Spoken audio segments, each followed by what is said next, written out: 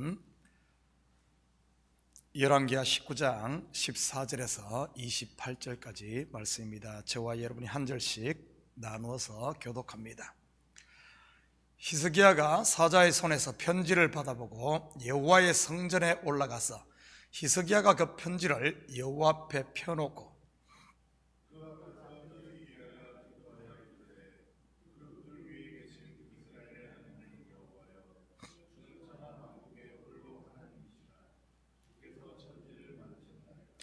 여호와여 귀를 기울여 들으소서. 여호와여 눈을 떠서 보시옵소서. 사내립이 살아계신 하나님을 비방하러 보낸 말을 들으시옵소서.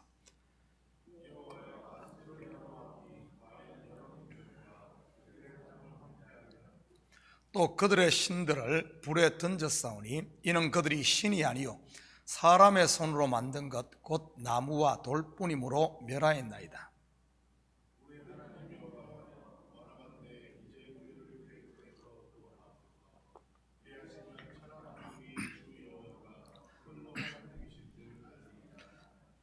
아모스의 아들 이사야가 히스기야에게 보내 이르되 이스라엘 하나님 여호와의 말씀이 내가 아수르 왕 사네립 때문에 내게 기도하는 것을 내가 들었노라 하셨나이다.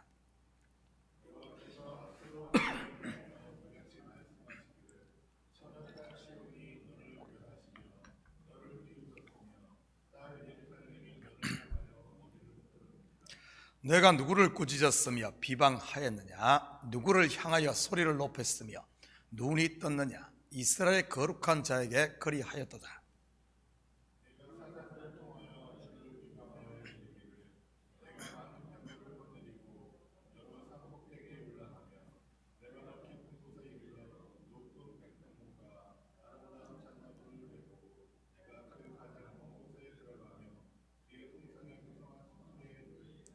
내가 땅을 파서 이방의 물을 마셨고 나의 발바닥으로 애굽의 모든 강들을 말렸노라 하였도다.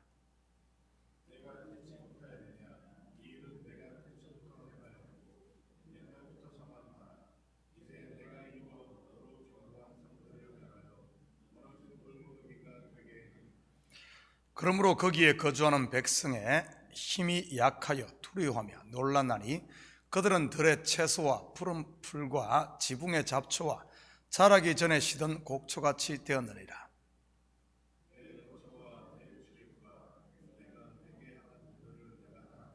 함께 읽겠습니다. 내가 내게 향한 분노와 내 교만한 말이 내 귀에 들렸도다. 그러므로 내가 갈고리를 내 코에 꿰고 재갈을 내 입에 물려 너를 옳은 길로 끌어 돌이키리라 하셨나이다. 아멘. 좋은 아침입니다. 우리는 지난 새벽 아수르 왕 사네립의 2차 침공에 물러서지 않고 맞서는 히스기야에 대해 살펴보았습니다. 칼과 방패로 맞선 것이 아닌 옷을 찢고 굵은 배를 두르고 하나님 앞에 엎드림으로 말이지요.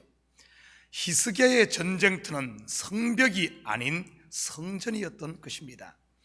겉으로야 솔로몬이 지은 돌 성전이지만 영적으로 보면 바로 골방인 마음 성전이지요. 지금까지 그가 행했던 종교 계획이 산당을 헐고 바알과 아세라 목상을 부수는 것이었다면 이제는 자기의 마음속에 있는 우상인 육신의 정욕과 안목의 정욕과 이생의 자랑을 허물었던 것입니다. 이렇게 자기의 마음 성전이 정결해지자 하나님의 말씀 곧 언약이 이사야 선지자의 입을 통해 히스기야에게 주어집니다. 두려워 말라, 내가 한 영을 보내 그를 돌아가게 하리라 하고 말이지요. 그리고 아수르 왕 사네립이 칼에 죽을 것이라는 완전한 승리까지 약속을 받습니다. 성전에서의 기도 곧 골방 기도로 사실상 전쟁은 끝난 것이나 마찬가지입니다. 그런데 하나님이 보낸 한 영에 의해 구스 왕이 싸우러 온다는 소문을 들은 사네립은 돌아가면서도 예루살렘을 포기하지 않고 다시 사자의 손에 편지를 보내지요. 살아계신 이스라엘의 하나님 여호와를 비방함과 동시에 왕을 협박해 항복하게 하려고 말이지요. 폐색이 깊어 철군을 하면서도 예루살렘에 대한 야심을 포기하지 않는 아스루 왕 사네립. 구속 역사로 보면 머리가 밟힌 뱀의 마지막 발악 같은 것이라고나 할까요? 사실 지금 이 시대의 성도들을 미혹하고 넘어지게 하는 사단이 이와 같은 것입니다. 예수 그리스도의 십자가 죽음으로 사단은 머리가 이미 밟혔으니까요. 사단으로 묘사된 뱀은 그 권세가 입 곧 혀에 있습니다. 뱀이 그러지 않습니까? 그 이에 독이 있으니까요. 그런데 머리가 밟히면 한마디로 게임 끝난 것이나 마찬가지지요. 사단이 아무리 거짓으로 성도를 넘어뜨리려 한다 할지라도 속에 진리의 빛을 가진 성도를 당할 수는 없는 것입니다. 거짓은 참 앞에 힘을 잃고 어둠은 빛 앞에 설 수 없듯이 말이지요. 사네립의 집요한 공격에 히스기야가 어떻게 대항하는지 같이 살펴보면서 영적 전쟁에서 승리하는 지혜를 같이 얻어보십시다. 14절입니다. 히스기야가 사자의 손에서 편지를 받아보고 여호와의 성전에 올라가서 히스기야가 그 편지를 여호와 앞에 펴놓고, 편지를 여호와 앞에 펴놓았다는 말을 우리에게 적용을 하면 문제를 끌어안고 있는 것이 아니라 하나님 앞에 내려놓았다는 말이지요.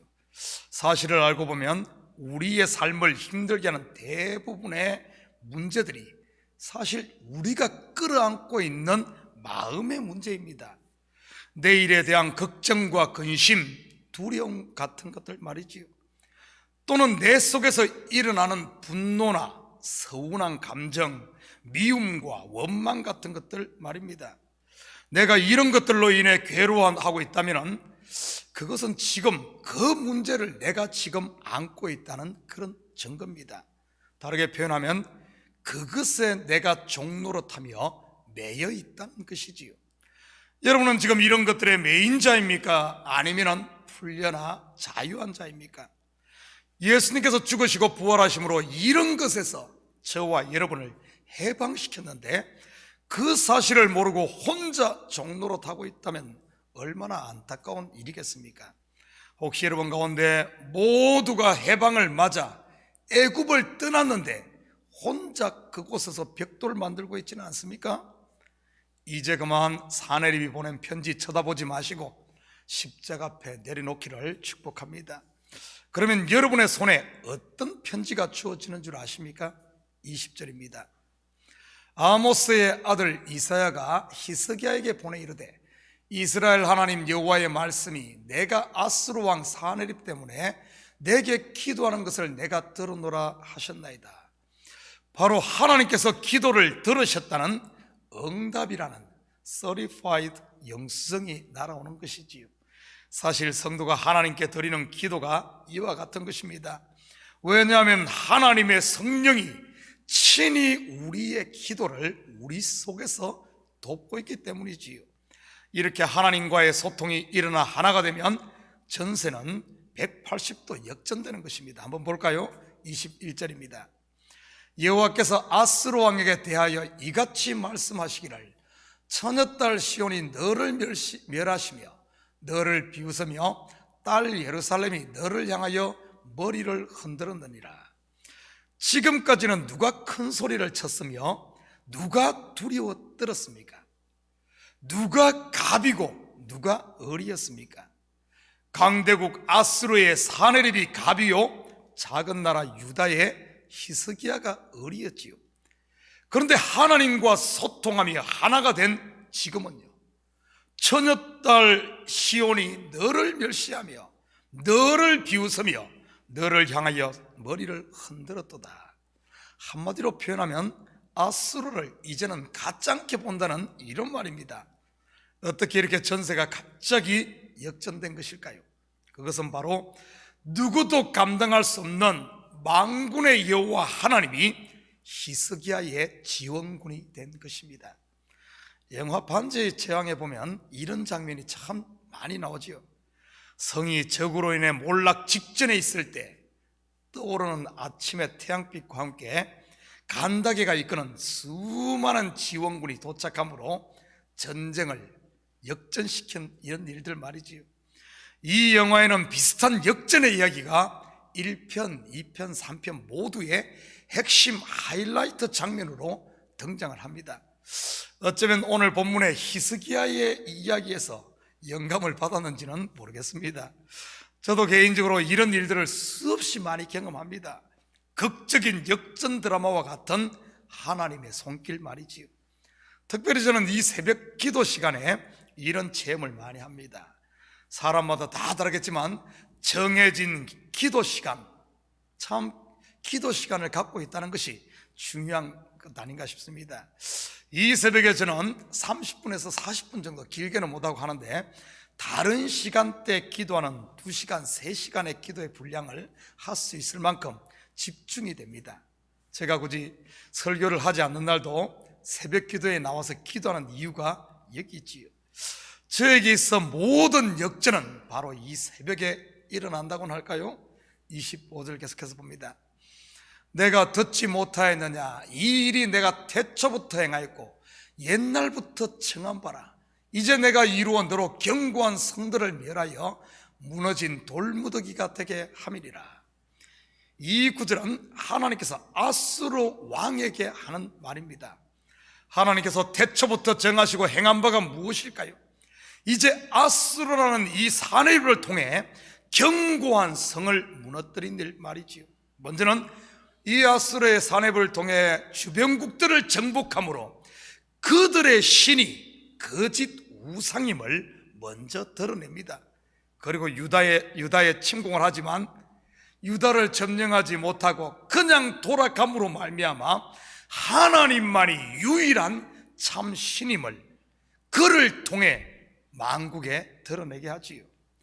하나님은 그를 통하여 하나님의 하나님됨을 드러냄과 동시에 그를 통하여서도 영광을 받으신 것입니다. 또한 사내립을 통해 무너뜨린 견고한 성이 또 하나가 있습니다. 다름 아닌 히스기야를 잡고 있는 두려움과 불신이라는 히스기야 속에 있는 이 성 말이지요. 결국 아수르 왕을 통해 히스기야는 그 속에 있는 견고한 성을 무너뜨리게 됩니다. 그 성이 무너짐으로 하나님의 구원을 그 스스로 본 것이고요. 사실 우리 속에도 이 나라는 이 견고한 성들이 자리하고 있습니다. 우리가 외부에 있는 성들은 쉽게 무너뜨리면서 가장 무너뜨리기 힘든 성, 이 성이 다름 아닌 내 속에 있는 자라는, 나라는 이 성이거든요. 이것을 무너뜨리기 위해 사내립과 같은 문제들을 하나님께서는 허락하는 것이지요. 나를 그리스도의 신부로 만들기 위한 목적으로 말이지요. 바로 인생 막대기 말입니다. 이런 비밀을 안다면 여러분 인생 가운데 여러 가지 문제 터진다고 해서 왜 나만 이래, 이런 질문은 하나님께 하지 않을 겁니다. 오히려 그런 문제를 통해 나를 돌아보므로 그 문제를 통해 하나님의 사랑을 더 깊이 알아가고 하나님을 더 알게 되는 것이지요. 그런데 이러한 막대기가 조금 뭐가 좀 된다고 해서, 이런 것들이 있다고 해서 하나님을 업신여긴다면 어떻게 되겠습니까? 이 아수르가 조금 하나님의 손에 쓰임받는다고 해서 자기가 하나님 노릇하면 어떻게 되겠습니까? 이사야 10장 15절 16절입니다. 도끼가 어찌 찍는 자에게 스스로 자랑하겠으며 톱이 어찌 켜는 자에게 스스로 큰 체하겠느냐. 이는 막대기가 자기를 드는 자를 움직이려 하며 몽둥이가 나무 아닌 사람을 들리함과 같음이로다. 그러므로 주 만군의 여호와께서 살찐 자를 발휘하게 하시며 그의 영화 아래에 불이 붙는 것 같이 맹렬히 타게 하실 것이라. 우리 가운데 육신의 생각이 있으면 그 가시를 통해 하나님이 하나님의 은혜를 가르치기 위하여 우리 속에 육신의 가시들, 이런 것들이 있는 겁니다. 그런데 이런 육신의 가시를, 아니면 육신의 생각들을 성령의 법 위에 올려놓고 육신의 이런 것들이 아수르가 아니면 사내립이 왕노릇하고 있다면 그것보다 더 어리석은 일이 어디 있겠습니까? 우리 자신을 한번 돌아보았으면 좋겠습니다. 여러분, 지금 우리가 진리의 눈으로 보면 버릴 것이 아무것도 없어요. 다 모든 일들이 하나님이 우리를 사랑하시는 그 손길이요, 우리를 만들어가는 그 과정이라는 사실이지. 사랑하는 성도 여러분, 오늘 하루도 우리 속에서 육신의 정욕과 안목의 정욕과 이생의 자랑이 나오려고 할 때마다 여러분, 나의 처음 자리를 좀 기억했으면 좋겠습니다. 그래서 처음 자리를 기억하고 다시 주님 앞에 엎드림으로 하나님의 하나님 되심과 그분의 은혜가 삶의 현장 가운데 더 넘치게 하심으로 여러분의 삶의 현장이 오늘도 이 물된 동산과 같은 이런 삶을 누리기를 주님의 이름으로 축복합니다. 같이 기도하십시다. 사랑의 아버지 하나님, 참으로 감사를 드립니다. 아수르라는 아버지 하나님 인생 막대기를 들어 우리 속에 있는 견고한 나라는 옛 자라는 육신의 생각이라는 이 성을 무너뜨림을 참으로 감사를 드립니다. 아버지 하나님, 피하거나 도망가지 않게 하시고 아버지의 당당히 십자가 앞에 섬으로 말미암아 내 성을 무너뜨리고 주님과 하나됨으로 주님이 나를 위하여 싸우시는 전쟁은 여호와께 속한 이 비밀들을 발견하게 하시고 이제는 어떤 환난이 온다 할지라도 어떤 문제 앞에서도 두려워 뜨는 것이 아니라 우리와 함께한 자가 저들과 함께한 자보다 더 강함을 보고 아버지 하나님, 당당하게 믿음으로 살아가는 저희들 될 수 있도록 우리 주님 축복하여 주시옵소서. 이 새벽에도 우리의 마음을 주님 앞에 쏟아놓을 때마다 주님, 우리 속에 이런 성이 있다면 다 무너뜨리고 아버지 하나님, 주님과 화통하여 형통의 삶을 사는 우리 식구들 다 되게 도와주시옵소서. 감사드리며 예수님의 이름으로 기도드립니다. 아멘.